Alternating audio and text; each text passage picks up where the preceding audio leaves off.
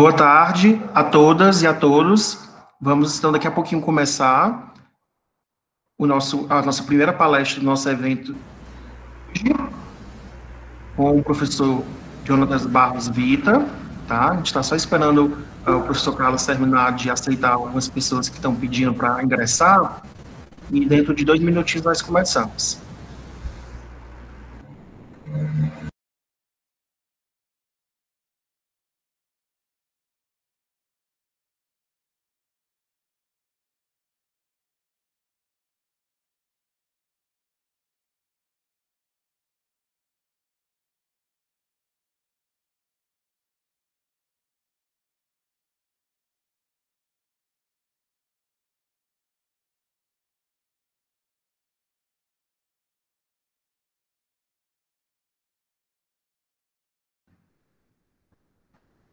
Bem, eu acho que pelo horário nós já podemos começar, né, professor Carlos, professor Jonathan?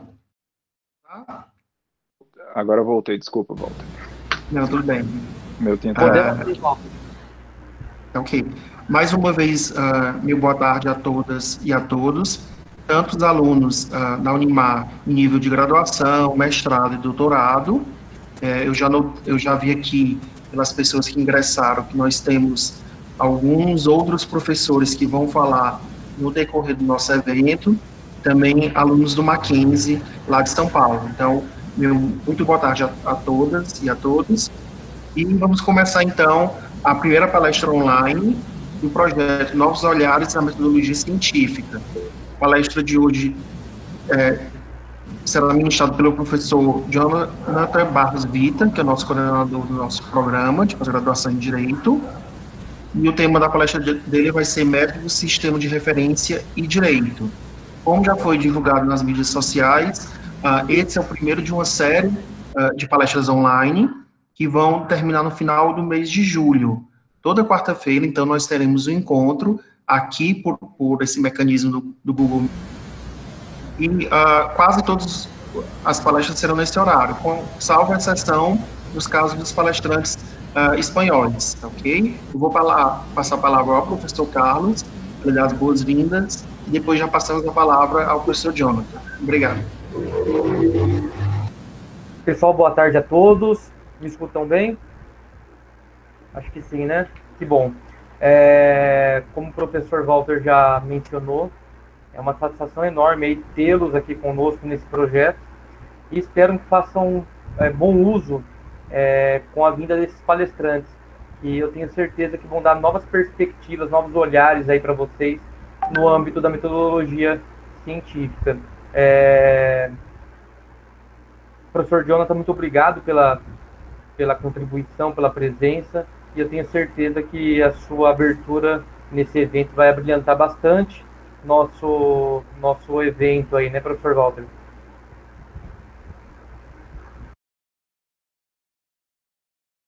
Professor Jonathan? Agora eu posso falar, então. Pode, obrigado. Bem, apesar de estarmos em um ambiente virtual, enfim, vou desejar... E normalmente as marcas de espaço e tempo nunca são feitas, né? Mas nesse caso, boa noite a todos e todas. É um prazer, enfim, estar aqui abrindo esse evento, né, do professor Walter e do professor Carlos. É o segundo evento do dia, né, da Unimar, do programa de pós-graduação, e como muitos de vocês já sabem, a gente tem tentado aí ultrapassar, digamos assim, ultrapassar essa etapa do Covid, enfim, do coronavírus, né, que ninguém gosta mais de chamar desse jeito. A gente está tentando ultrapassar essa etapa, fazendo com que haja uma maior integração entre os alunos e professores da pós-graduação, fazendo interações com outros programas de pós-graduação e tentando justamente trazer o maior número de ferramentas possíveis para todos os alunos. Então, dentro dessa ideia, a gente estabeleceu uma mecânica que eu vou comentar superficialmente, porque tem alunos de vários períodos e de várias instituições, então acho que é válido contar como é a experiência e o que exatamente a gente está fazendo. E depois disso, sim, eu vou começar a falar sobre o tema específico da palestra. Então, o que a gente está fazendo A gente fez um calendário secundário desde o início do semestre, a gente tem tentado ter o maior número possível de atividades presenciais, a gente está tentando condensar essas idas de vocês e usando a tecnologia justamente para mitigar esses impactos e fazer com que todos, de fato, tenham um fluxo, um bom fluxo, digamos assim, de atividades durante esse período da Covid.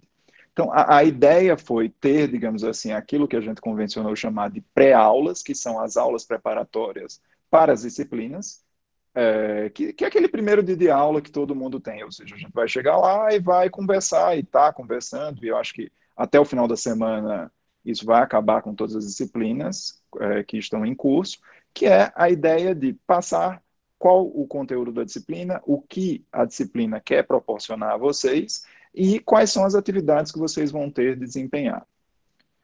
Paralelamente a isso, a gente decidiu optar por esse modelo de dar conteúdos educativos, dar conteúdos adicionais e que esses conteúdos possam servir tanto aos nossos alunos como alunos de outros programas. Alguém está com algum problema de conexão? Que eu vi uma mensagem que chegou aqui. Walter e Carlos? Não. Tá boa a imagem, né? Tá ótimo. Tá. Bem, então, dentro desse contexto, a gente decidiu justamente fazer isso que a gente convencionou, então, como segundo tipo de modalidade de trabalho, as lives. Essas lives são vinculadas tanto a disciplinas do mestrado e do doutorado, como também vinculadas aos nossos grupos de pesquisa. E cada grupo de disciplinas, cada conjunto de professores tentou justamente trazer um conteúdo relacionado à sua disciplina e que desse uma formação, uma melhor formação para todos os nossos alunos e todos aqueles que, porventura, queiram participar. Então, dentro dessas iniciativas, tem, eu acho que, 4 grandes projetos, né? Tem o projeto de hoje à tarde, de uma série de palestras sobre direito e desenvolvimento, capitaneado pela professora Mariana. Temos esse grande grupo, que é o grupo vinculado à metodologia, que é do professor Walter e do professor Carlos. E esses dois vão acontecer sempre às tardes e às noites das quartas-feiras. Temos também um projeto do professor Jefferson e da professora Valquíria, que vai acontecer às quintas-feiras, a partir da próxima semana. E temos o projeto meu, que vai acontecer a partir da próxima semana, todas as terças-feiras, das 18 às 19 alguma coisa. Então, e esses são projetos vinculados intimamente às disciplinas de base, tanto do mestrado quanto do doutorado. Paralelamente a isso, a gente vai ter as disciplinas das linhas de pesquisa, elas terão encontros aí revezados, às segundas ou às sextas, e à noite, e os grupos de pesquisa terão seus encontros às segundas ou às sextas à tarde, e já posso anunciar também para vocês que, além do meu projeto que inicia-se próxima semana, na terça-feira à noite, e a programação vai ser amanhã de manhã, então todo mundo pode esperar nas redes sociais da Unimar, nas redes sociais do PPGD, nas minhas redes sociais e de todos os professores, o conjunto de palestras e o conjunto de atividades, e às sextas-feiras, começando também na próxima semana, à tarde, a gente vai ter uma série de debates do grupo de pesquisa capitaneado pela professora Maria de Fátima e por mim, e a gente vai trazer vários dos temas vinculados a direito tributário, direito financeiro, economia, finanças públicas, frente justamente à Covid, e garanto que os meus eventos terão participação assim, das pessoas do mais alto nível. Inclusive, alguns deles, já posso anunciar, são até leituras recomendadas das disciplinas. Então, acho que isso é o que a gente pode fazer por vocês, não só pelos alunos da Unimar, mas também por todo o alunado da pós-graduação e da graduação. Então, isso é possível com o apoio da reitoria da Unimar e é possível com toda a equipe de suporte que a gente tem e com toda a equipe de professores, e todo mundo está trabalhando para passar essa fase e dar o melhor tipo de formação possível para os nossos alunos. E eu acho, inclusive, que curiosamente, esses alunos que serão formados nesse semestre talvez sejam até mais bem formados do que em outros semestres, porque a quantidade de conteúdos extras que a gente está tentando oferecer e, enfim, cada vez inovando mais, é realmente algo assim, talvez nunca antes visto na Unimar. A gente está subindo muito o sarrafo e não sei como é que a gente vai poder descer esse sarrafo para os próximos semestres. Dito tudo isso, e aqui eu tiro, digamos assim, o chapéu de coordenador do programa de pós-graduação em Direito da Unimar, e passo agora para o chapéu de, enfim, palestrante dessa iniciativa do professor Walter e do professor Carlos. E muitos já me conhecem, digamos assim, dos alunos que já passaram por mim, talvez, enfim, alguns tenham ainda pânico de algumas aulas, porque a ideia sempre das minhas disciplinas é uma ideia subversiva. Então, é uma ideia, basicamente uma iconoclastia. A gente vem com uma série de conceitos pré-ordenados, digamos assim, e a tentativa que se faz é uma tentativa de... Está começando a dar uma esquentada. Eu acho que alguém entrou com um microfone bem estranho aí. A ideia, na realidade, é que haja uma desconstrução, haja uma iconoclastia daquilo que a gente convencionou, encontra dentro das convenções, digamos assim, aqueles conceitos básicos que são usados dentro do direito. Então, para você desconstruir essas premissas muitas vezes falsas, ou muitas vezes aquilo que Popper convencionava chamar de falseamento, na realidade, você tem de ter bases sólidas científicas e bases sólidas metodológicas e epistemológicas justamente para poder fazer esse tipo de desconstrução. Eu normalmente digo aos meus alunos algo que é bastante fundamental, que é o seguinte, não adianta brigar por premissas. A gente tem aí, todo mundo está acompanhando, por exemplo, o grande debate, em que muitas vezes o que se debate são premissas. E debater premissas não faz ninguém chegar em absolutamente lugar nenhum, sob o ponto de vista metodológico e científico. Porque o que você tem de atacar é o quê? É atacar as conclusões baseadas naquelas premissas, ou atacar a vinculação entre essas premissas e essas conclusões. E, paralelamente a tudo isso, a gente tem um outro degrau de análise, que é aquilo que se convencionou chamar, digamos assim, de sistemas de referência, que são formas de ver o mundo. Então, quando a gente direciona um olhar a uma determinada coisa, essa forma de olhar, ela necessariamente afeta o objeto.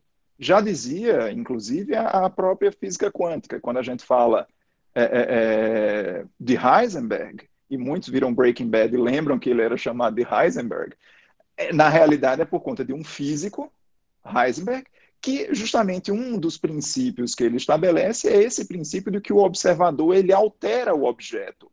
Porque como ele trabalha com a ideia do princípio da incerteza, esse princípio da incerteza ele faz o quê? Ele, na realidade, diz, olha, qualquer coisa pode ser qualquer coisa, até o momento em que você olha para ela e aquele número de possibilidades infinitos se torna uma única possibilidade, que é aquilo que você está, de fato, vendo.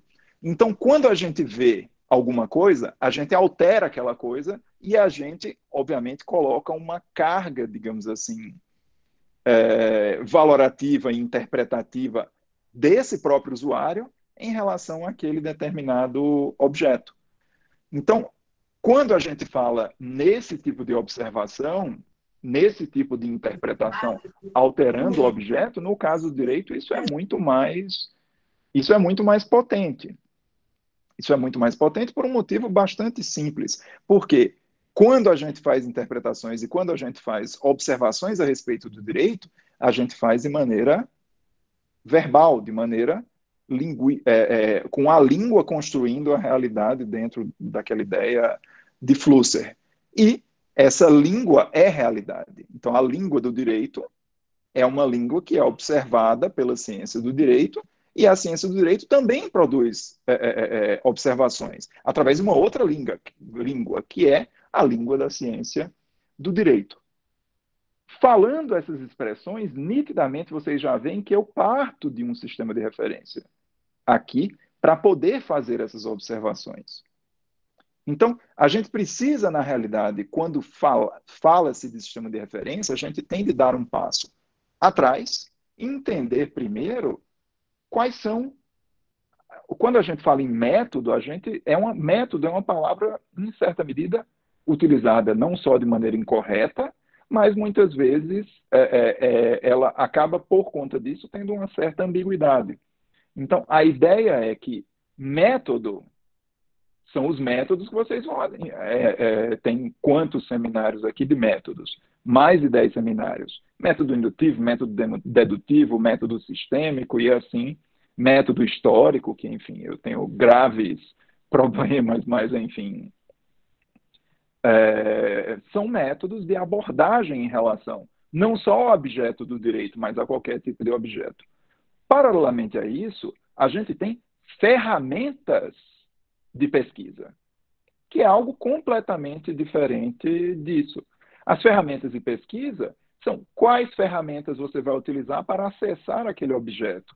Então, quando você fala em ferramentas de pesquisa, pesquisa de campo, por exemplo, é uma ferramenta de pesquisa. Pesquisa bibliográfica, pesquisa jurisprudencial, pesquisa estatística. São formas diferentes, com ferramentas diferentes para pesquisar. Então, temos o método, temos as ferramentas e, de outro lado, a gente tem a maneira de ver o mundo, que é o sistema de referência. Então, quando a gente fala em método, sistema de referência e direito, os métodos vão ser apresentados para vocês em cada uma das palestras subsequentes. Agora, que sistemas de referência a gente pode usar, ou que chaves de leitura a gente pode usar para estudar o direito? E como as marcas dessa enunciação, as marcas desses sistemas de referência ficam impregnadas nesse conhecimento jurídico. Então, é um exemplo que eu adoro citar, todo mundo já sabe qual é o exemplo que eu vou dizer, que é o exemplo do crime. Então, quando a gente fala, por exemplo, crime, e aí todo mundo já está cansado dessa... Crime é fato típico, ilícito, antijurídico, e tem aquelas discussões lá da teoria da culpabilidade. Isso, por si só, já revela uma visão de mundo. Porque vejam que quando esses penalistas, digamos assim, falam sobre o crime, eles já revelam uma visão de mundo. Porque, primeiro, fato típico. Então, primeiro, a diferença entre evento, fato e fato jurídico. Fato jurídico e sua tipificação. Então, vejam que já tem um encadeamento de premissas dentro dessa primeira categoria, que tem uma série de problemas e que, se vocês depois quiserem, eu posso explorar. Ilícito. O que essas pessoas entendem por ilícito para dizer que esse fato é ilícito. Porque se a gente fala que algo ilícito é algo que é proibido e é desrespeitado, ou é obrigatório e é desrespeitado, veja que matar alguém muitas vezes não é proibido. Aliás, o Código Penal diz matar alguém, diz uma pena, simplesmente assim. Antijurídico. Como a gente pode falar que um instituto jurídico é antijurídico? Vejam que problema do ponto de vista desse sistema de referência. Então, nitidamente, essas pessoas veem o direito dentro de uma perspectiva daquilo que, enfim, meu saudoso pai sempre gostava de falar, o direito e a moral são dois círculos concêntricos. Para mim, eles podem até ser círculos, mas são círculos completamente disjuntos. Porque a gente fala de campos completamente diferentes do conhecimento. Então, pensar em um sistema de referência que leva, por exemplo, em consideração a moral dentro das suas especulações, traz uma série de problemas. E é um sistema de referência que está sendo aplicado aí. É o sistema de referência mais correto? Para mim, evidentemente não. Porque, como Luhmann mesmo diz, o direito positivo é uma aquisição evolutiva da sociedade. Então, o direito natural é algo involuído, é algo da sociedade não diferenciada. O direito positivo, não. O direito positivo faz parte dessa sociedade complexa, em que você tem um conjunto de enunciados, digamos assim, prescritivos claros. Então, vejam que dentro desse contexto, é interessante que aqui dois grandes grupos de premissas epistemológicas, premissas metodológicas, começam a se separar, fazendo uma comparação eminentemente básica entre um sistema de referência baseado no positivismo jurídico e um sistema de referência baseado eminentemente no direito natural. Paralelamente a tudo isso, a gente pode, por exemplo, e aí para não deixar citar, eu acho que eu vi aqui nas pessoas que estão participando do nosso evento, o trabalho, por exemplo, do professor Jefferson e do professor Galdino, que defendeu uma brilhante tese de doutoramento, mas que fala muito daqueles que são chamados, talvez por alguns, direito achado na rua, direitos naturais, direitos culturais, que vêm justamente em uma fuga, digamos assim, desse positivismo. Isso significa que eu acho que as conclusões do trabalho, e eu estou usando do professor Galdino porque, enfim, foi um exemplo que me veio à cabeça agora. Será que essas conclusões que ele chegou na tese de doutoramento dele são incorretas? Não necessariamente. Por quê? Porque ele tem um conjunto de premissas que são absolutamente diferentes das minhas, ele vê o problema a partir de uma lente com a qual eu não compactuo, mas as conclusões dele podem muito bem ser científicas. Então, a gente tem de tomar muito cuidado nesses debates jurídicos, ou debates de qualquer campo do conhecimento, porque justamente esses debates muitas vezes são debates de premissas. E esses debates têm sérios problemas. Então, uma coisa é você atacar as premissas, outra coisa completamente diferente, bem mais potente, diga-se de passagem, é atacar o raciocínio daquela pessoa. Ou seja, a partir daquelas premissas, se ele pode ou não chegar àquelas conclusões. A partir do uso dessas ferramentas epistemológicas, dessas ferramentas metodológicas, dessas ferramentas de pesquisa, se ele pode suportar aquele tipo de trabalho. Então, como a gente falar, por exemplo, em um estudo normativo do direito penal baseado em estatísticas? Como é que a gente vai usar pesquisa, por exemplo, estatística, ou ferramentas da pesquisa estatística, para apontar conclusões a respeito de problemas da escrita das normas jurídicas do direito penal?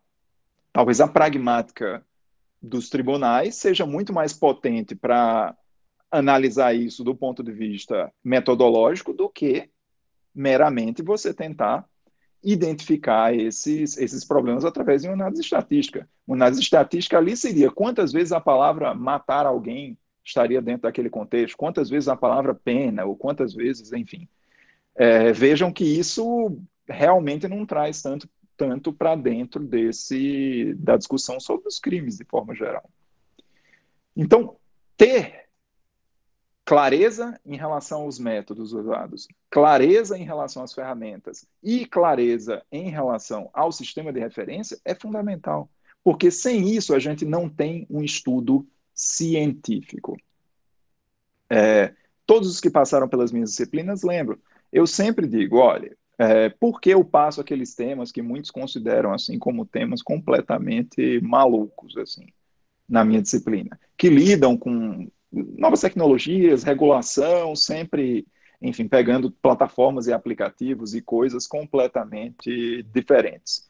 Isso foi criado justamente para que você, em um campo de total desconhecimento, você use ferramentas sólidas para abordar aquele problema. Então, quanto menos você conhecer sobre o objeto que você está estudando, mais força você vai dar às ferramentas que você vai ter de utilizar. Então, vejam como isso é um exercício importante e interessante. Então, sempre que me trazem um problema a respeito do qual eu nunca pensei, eu tento usar as ferramentas que eu conheço para abordar esse problema. E essas ferramentas trazem consigo algumas sensibilidades. Então, cada sistema de referência acaba sendo mais sensível a reagir,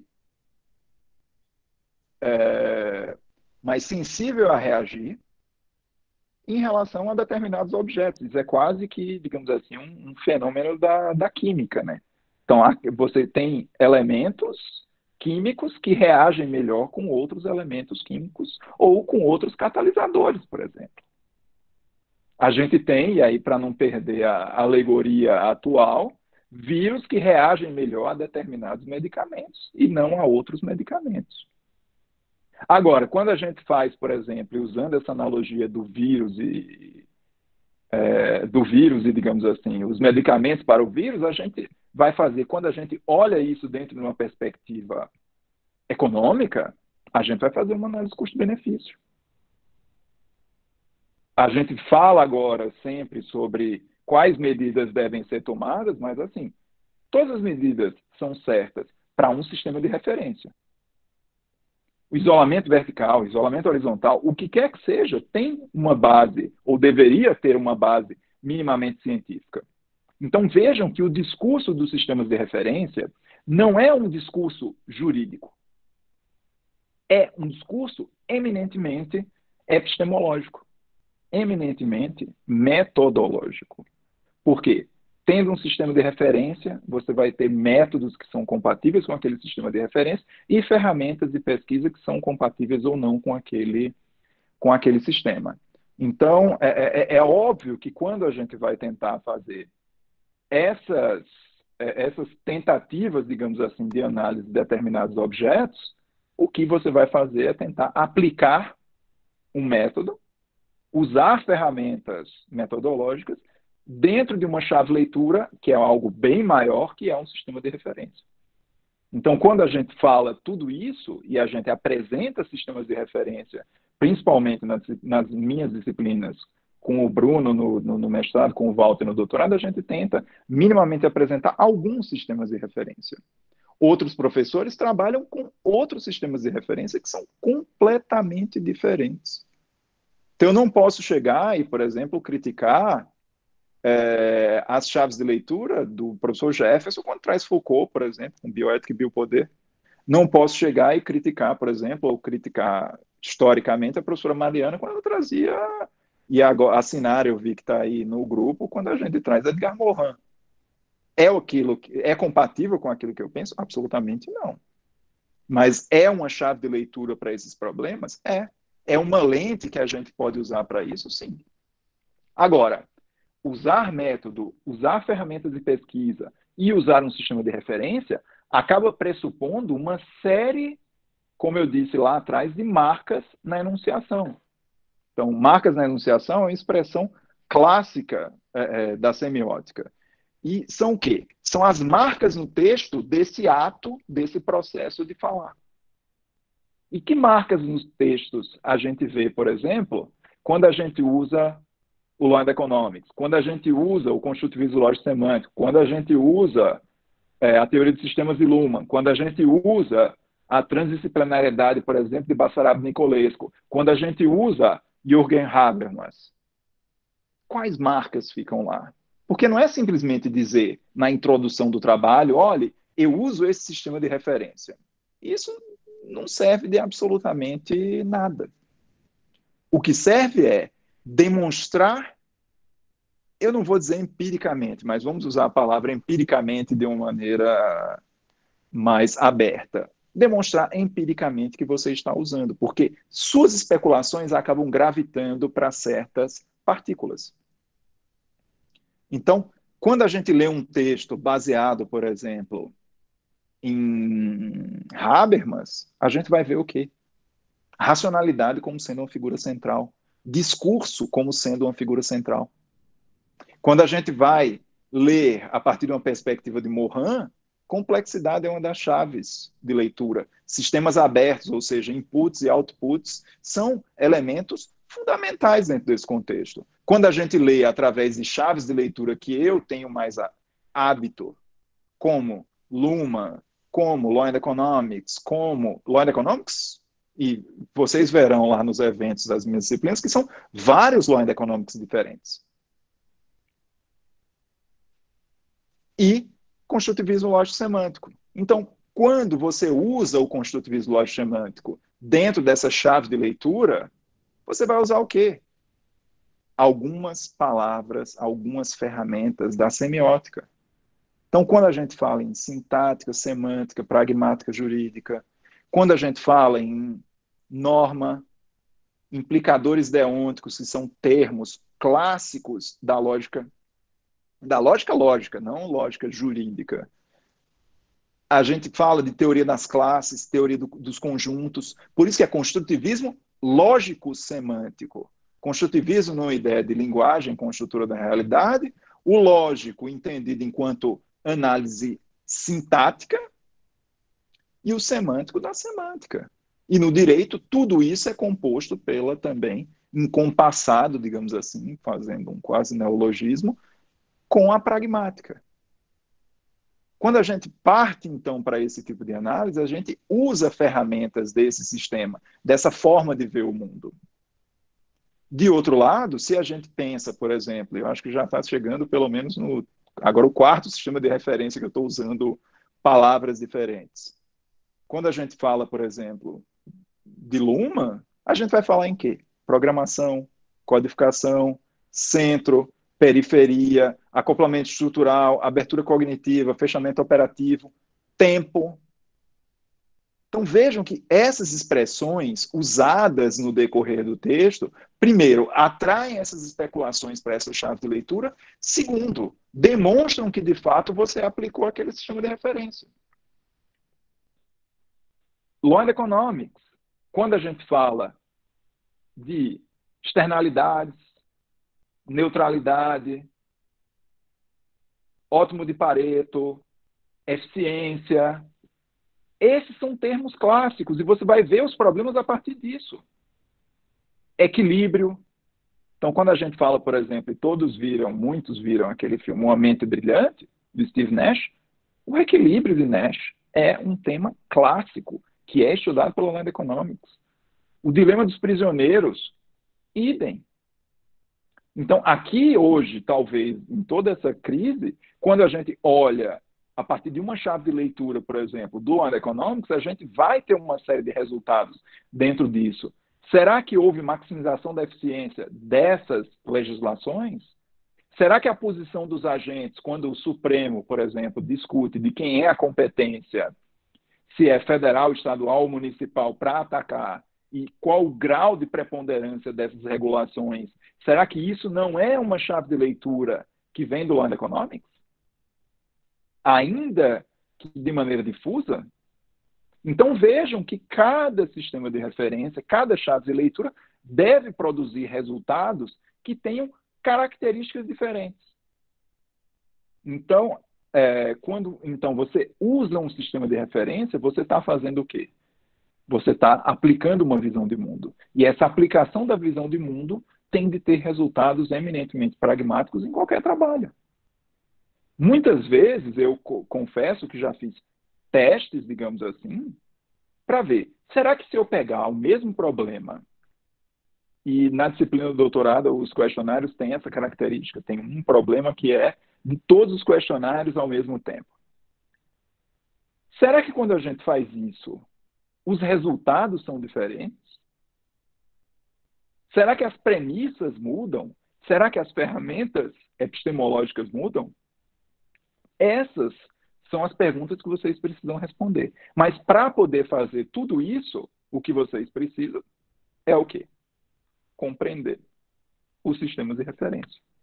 Porque sem compreender os sistemas de referência, sem conhecer minimamente essas ferramentas, nada vai acontecer. A Cibele fez uma pergunta aqui, eu ia primeiro abrir para o Carlos e para o Walter, porque eu já falei mais meia hora, mas assim, alguns sistemas de referência têm especulações completamente diferentes. Isso significa que eles são necessariamente incompatíveis? Não. Agora, o cuidado que a gente tem de ter é que eles partam, digamos assim, de raízes comuns. Por exemplo, quando eu falo de Luma, Law and Economics e teoria construtivismo lógico semântico, é claro que esses sistemas de referência partem de uma raiz filosófica que é o chamado giro linguístico.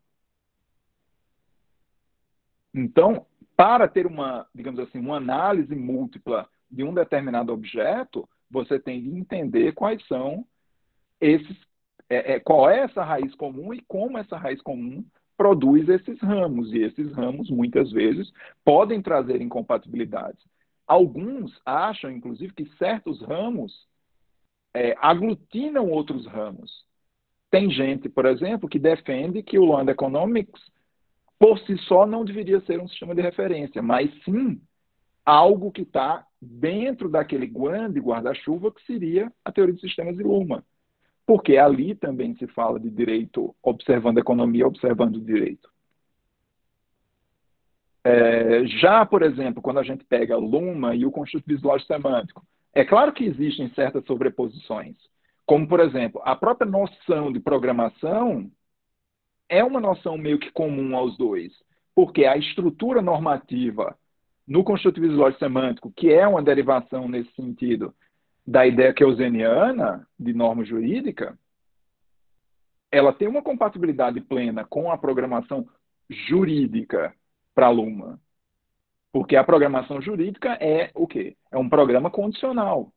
Condicional por quê? Porque ele é sujeito à falibilidade. Agora, quando a gente pega essa ideia e tenta transplantar, por exemplo, para a economia é cheia daquilo que se chama de programas de propósito específico, que é exatamente o que a gente está vivendo.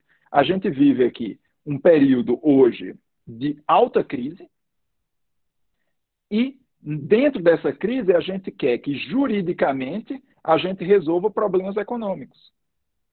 E as normas econômicas são sempre, ou na sua grande maioria das vezes, programas de propósito específico. Normas não, desculpa, programas, para manter a nomenclatura lumaniana. São programas de propósito específico para resolver determinados problemas e endereçar certas correções que precisem ser tomadas. Enquanto no direito a gente cria programas hipotéticos condicionais. E aí, como esses programas são sujeitos à falibilidade, o não cumprimento deve estar contido na própria formação normativa. Não é porque 50% da população do município de São Paulo não está respeitando a quarentena que significa que as normas da quarentena não estão cumprindo algum determinado papel. Se isso é um cumprimento da sociologia ou da política, isso é absolutamente irrelevante para o direito. Agora, do ponto de vista da economia, você vai ver como você pode corrigir esses comportamentos, como a gente pode usar um determinado sistema de normas jurídicas ou um determinado sistema de incentivos positivos ou negativos para fazer com que as pessoas resolvam isso. Então, vejam que são sistemas de ação completamente diferentes. Mas isso não significa dizer que eles são incompatíveis, mas muitas vezes eles são complementares. Agora, é óbvio que quando você parte de raízes absolutamente díspares, como falar desse direito penal brasileiro, e aqui sem uma crítica aos penalistas, desse direito penal brasileiro voltado para algo quase, eles ainda, alguns deles acreditam até em lombroso, uma ideia meio lombrosiana, uma ideia talvez quase de Rousseau, né, do homem enquanto animal selvagem. Será que isso, de fato, do bom selvagem de Rousseau, para deixar claro, do bom selvagem de Rousseau, será que isso vai ser corrigido dentro dessa perspectiva do direito penal, que se preocupa com comportamentos do mundo fenomênico? Essas são especulações que realmente, para mim, estão fora desses sistemas de referência. Então, quando eles falam dessa antijuridicidade de certas condutas, eles partem de uma pressuposição dessa natureza e dessa ideia, como eu disse, de um círculo concêntrico entre direito e moral, que para mim são coisas que, enfim, são criadas em contextos diferentes. E, para mim, ter ou não ter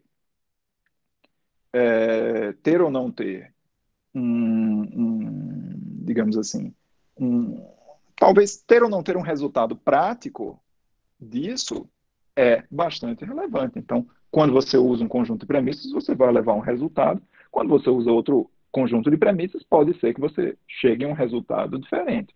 Então, muitas vezes, alguns falam até que ter um sistema de referência talvez seja até uma questão de fé. Mas, enfim, eu vi que chegou uma pergunta, e aí depois dessa pergunta da Mirene, eu acho que a gente pode passar para o Walter e para o Carlos para a gente começar já que eles são os moderadores, debatedores, né?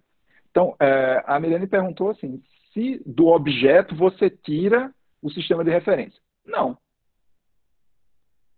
Esse sistema de referência deveria ser uma coisa a priorística. Eu sempre condeno quando você faz ciência ao contrário. Então, muitas vezes a gente quer fazer ciência a partir dos resultados. Ou muitas vezes a gente quer fazer ciência tentando identificar as coisas a partir das suas consequências, o que é algo completamente absurdo. Como é que a gente vai identificar um objeto de estudo pelas consequências que ele provoca? Então, a gente gosta de falar a diferença entre o crime e a contravenção penal, para, de novo, usar um exemplo dos penalistas, mas a gente pode usar um exemplo do direito do trabalho, pelas consequências. O direito do trabalho, qual é a diferença entre prestação de serviços e relação trabalhista? Por quê? A relação trabalhista, ela nada mais é do que uma subespécie de prestação de serviços, que se diferencia das demais pelo quê? Porque ela gera relação de trabalho.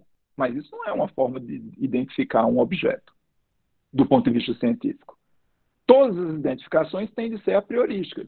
Agora, claro que a gente sabe que certos objetos, de antemão, praticamente, não é algo ontológico, mas é algo bastante intuitivo, não conseguem ser bem analisados com determinados sistemas de referência. Analisar o direito tributário a partir de uma perspectiva de direitos culturais ou direito natural, isso, obviamente, não faria o menor sentido. Mas você tem formas diferentes que vão dar resultados mais efetivos. Carlos e Walter, eu acho que se vocês querem, enfim, comentar mais alguma coisa.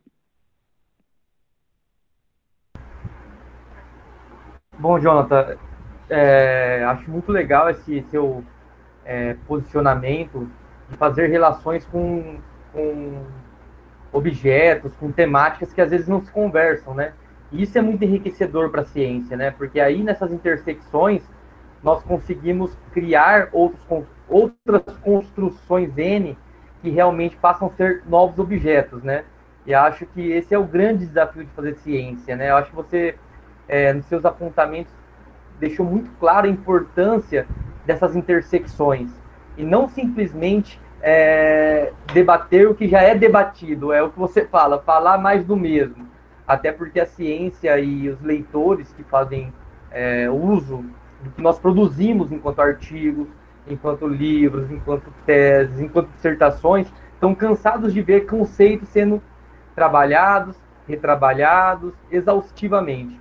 Então, assim, eu acho muito legal essa sua fala de trabalhar com objetos diferentes, com temáticas diferentes, porque eu acredito realmente que a ciência é essa intersecção mesmo, né? É essa relação, onde de fato se pode construir novas perspectivas, novas visões de objetos e de mundos partindo de relações, né?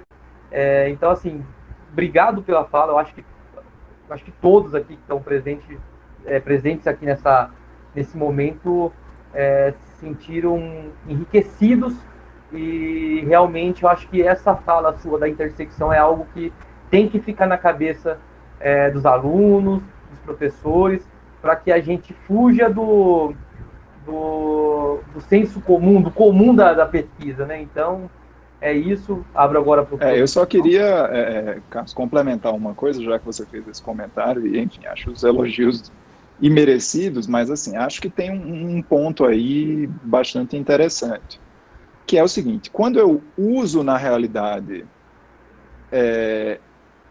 técnicas diferentes, de ciências diferentes, isso eu não estou nada fazendo de muito diferente daquilo que o neopositivismo lógico fez. Sim. A gente pega o neopositivismo lógico e o Círculo de Viena, tem um grande texto do professor Paulo Barros Carvalho falando sobre isso no livro Direito Tributário, Linguagem e Método, que ele conta a história, ele até brinca, né? Ele fala, olha, eu sou meio velho, mas eu não estava lá, tá? Eu conto do que eu li e tal. E aí eles contam essas histórias das várias ciências dialogando. Popper, que é um marco para a ciência, ele é o quê? Ele é um físico. Sim, sem dúvida, sem então, dúvida. vários dos sujeitos que estavam ali dentro do neopositivismo lógico são cientistas de áreas diferentes. E às vezes, inclusive, aqueles das ciências sociais aplicadas estão mais para lá, porque não se preocupam muito com o método científico. Então, inclusive, assim, essa interdisciplinariedade, acho que acaba sendo demonstrada e potencializada quando, por exemplo, agora, no mestrado, a gente tem uma disciplina de metodologia que é dada por professores do direito e da administração. Perfeito. Então, essa ideia de interdisciplinariedade diz respeito em relação a isso. Eu vi que o Alisson perguntou aí a respeito de você usar sistemas de referência diferentes para reforçar conclusões. E eu acho que isso faz parte. Quanto mais, digamos assim, sistemas de referência você usa para abordar um determinado objeto, é claro que mais consistentes vão ser suas conclusões. Porque isso faz com que você... Porque interpretar é você se reposicionar em relação ao objeto. O professor Paulo sempre gosta de falar isso. Então, você se posiciona de um ângulo, depois você muda de ângulo, olha de outro ângulo, olha de outro ângulo, olha de outro ângulo. O problema é que, às vezes, você está querendo olhar uma mesma coisa e você quer olhar para o outro lado. Então, isso é que é o problema. Eu vi que alguém aqui fez mais uma. A Marcela perguntou uma coisa. Na analogia com fé. Sim, eu acho que... Agora, Marcela, o problema é exatamente o que eu falei antes. A gente tem que tomar cuidado para que a gente não use sistemas de referência que sejam, número um, incompatíveis entre si. E, número dois, que a gente, enfim, tente esgotar as possibilidades de um sistema de referência. Então, quando a gente fala isso, na realidade, o que a gente está querendo é que vocês conheçam sistemas de referência. Qual sistema de referência vocês vão usar? E tem que existir uma lógica, né, professor? Precisa, como você falou, eu preciso fazer conexões como se fosse Lego mesmo, eu preciso conectar, não adianta também eu colocar peças que não se conectam, eu preciso traçar essa lógica entre os objetos, né? Sim, sem dúvida. E eu acho que, assim, falando de sistemas de referência, é exatamente isso, você precisa ter sistemas que tenham alguma lógica entre si. O Alisson perguntou de novo aqui, quando está usando um método não usual, indutivo, não dedutivo, uma sessão para discutir o método? Na realidade, assim, isso é uma pergunta bastante importante, assim, porque muitas vezes as pessoas se perdem no sistema de referência. Isso é uma coisa engraçada. Eu vejo vários trabalhos, eu dei o feedback individual dos trabalhos, por exemplo, de Cuiabá, e em vários deles eu falei, pode cortar esse item, porque você está simplesmente explicando o que é Law and Economics. E ninguém precisa saber. Você precisa deixar evidente que você estudou Law and Economics, mas você não precisa dissertar sobre Law and Economics. Então, essa é uma linha divisória importante. A não ser que você traga algo que seja completamente estranho e que não consiga ser explicado em uma nota de rodapé, é que você tem que explicar. Então, eu me lembro, isso declina até um pouco do tempo que eu já estou pesquisando isso, mas eu me lembro, sei lá, em 2005, em 2006, mais ou menos, 2007, eu fui escrever um artigo usando Luma, e Luma era muito menos conhecido do que é hoje. Então, vejam como eu tive lá de explicar algumas ferramentas mínimas. Até mesmo porque as pessoas não estão habituadas a isso. Então, eu acho que ter um capítulo, não sei se é algo necessário. O que é necessário é deixar evidente essa aplicação. Tanto que, inclusive, nas introduções, o que eu tenho dito ultimamente, que muitas vezes, assim, até... E faço até uma meia-culpa, assim. Em alguns trabalhos eu tenho feito o quê? Eu falo, olha, eu uso o método tal, uso as ferramentas de pesquisa tal, e uso o sistema de referência tal. Em alguns trabalhos eu falo, olha, eu estou usando essa perspectiva desse sistema porque isso vai me ser útil em relação a isso. outras vezes eu tomo isso como pressuposto, mas, por exemplo, claro que um trabalho, uma dissertação, uma tese, esse cuidado tem de ser um pouco mais apurado, ou seja, por que você está usando e quais são as consequências desse uso. Então, eu já respondi o Fernando. E, enfim, na pesquisa de campo, aí você tem várias ferramentas diferentes, com certeza vão... não existe uma obra metodológica ou jurídica que compile muitos sistemas de referência. Assim. Enfim, você tem boas obras sobre vários sistemas de referência diferentes. Enfim, no meu livro, e eu não estou fazendo merchandising de jeito nenhum, até mesmo porque é super difícil encontrar, eu falo de 2 grandes sistemas de referência. Falo de 2 e um pouquinho. Eu falo muito pouco sobre Law and Economics, porque quando eu lancei o Teoria Geral do Direito, Direito Internacional e Direito Tributário, eu, na realidade, não tinha um conhecimento tão aprofundado e uma clareza tão grande sobre as ferramentas do Law and Economics. Talvez, se eu atualizar a obra, de fato, eu vá colocar os 3 em igualdade, digamos assim, de circunstâncias. Mas, então, eu falo um pouco sobre Luhmann, falo um pouco sobre Constitutive Law semântico, menciono alguns problemas do Law and Economics no meio, mas, de fato, não é uma explanação de grande porte sobre todos esses sistemas de referência. Então, realmente, eu não conheço nenhuma obra que fale sobre vários sistemas de referência e fatie eles. Então, talvez seja até alguma ideia interessante. Mais alguma coisa? Ou que eu já estou vendo aqui, tem alguns que estão precisando sair, que vão dar aula, falta o Walter falar aí. Na verdade, eu estava aqui conferindo, professor Jonathan, o senhor respondeu todas essas indagações, né? Tanto do Fernando como do professor Alisson, lá de Fortaleza, que vai ser, inclusive, um dos palestrantes mais lá na frente. E, na verdade, eu acho que, pelo horário, avançado horário, nós devemos, né, dar por encerrado. Deixar todo mundo ir dar as aulas por aí também. Mais uma vez, queria agradecer a presença de todas e de todos, né?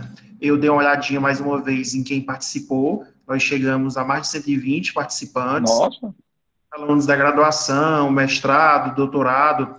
Tivemos, né, a presença também de professores da casa, a professora Valquíria, a professora Ana Cláudia Silva, a professora Daniel, a professora Marisa, enfim, tivemos vários professores do programa. Eu acabei não percorrendo aqui, né, todos os participantes, mas mais uma vez agradecer. Também os alunos de Cuiabá, eu recebi várias mensagens de alunos dizendo que não poderiam estar nesse horário, porque por conta do tribunal, que só encerra... mas isso só uma coisa, aproveitando, Walter, desculpa interromper, mas assim, vou reiterar 2 coisas.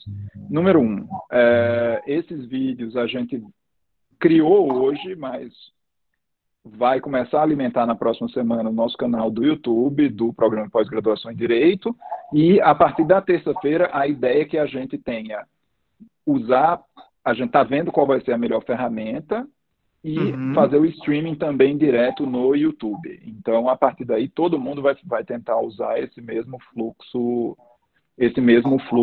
aí. Então, a gente vai deixar essas palestras disponíveis para todos os alunos que quiserem, porventura, ver posteriormente. Maravilha, obrigado, professor, por mencionar essa questão. E continuando só, antes de encerrarmos, fora a questão dos agradecimentos em si, comentar para todos que na próxima semana nós vamos ter uma palestra a respeito do plágio acadêmico, né? Nós vamos ter o professor Carlos novamente como moderador e a professora Valquíria, que inclusive a professora Valquíria vai comentar algumas ações da universidade a respeito dessa questão de plágio, caso um aluno, né, graduação, mestrado ou doutorado cometa plágio, quais serão as repercussões dentro da universidade para caso o aluno cometa plágio. E, na semana seguinte, nós vamos dar continuidade ao projeto e trabalhando especificamente com cada tipo de metodologia, né? Na verdade, a gente não tem como abarcar todos os tipos e subtipos, né? Ou como alguns autores chamam de métodos auxiliares, mas uma boa parte deles vão ser abordados. A programação vai até o final do mês de julho e, na realidade, depois... E aí, especificamente para os alunos do mestrado e para o doutorado, nós estamos planejando para o final de junho uma outra atividade com outros professores também convidados, tanto nacionais como estrangeiros, tá ok, gente? Excelente. No blog da Unimar já está disponível toda a programação e nas redes sociais, tanto do programa quanto da graduação. Então, qualquer dúvida, vocês podem enviar e-mail ao programa ou para mim, tá? A gente já tem toda a programação, então, os horários específicos de cada uma das palestras. Então, obrigado a todos aí. Quando coloque, para a emissão posterior do certificado, coloque no chat o nome completo e o e-mail. Obrigado a todos, então. Boa noite. E terça-feira, então, espero todo mundo, 18 horas, amanhã, acompanhe as redes sociais para vocês terem a boa surpresa do dia. Até mais. Tchau, tchau.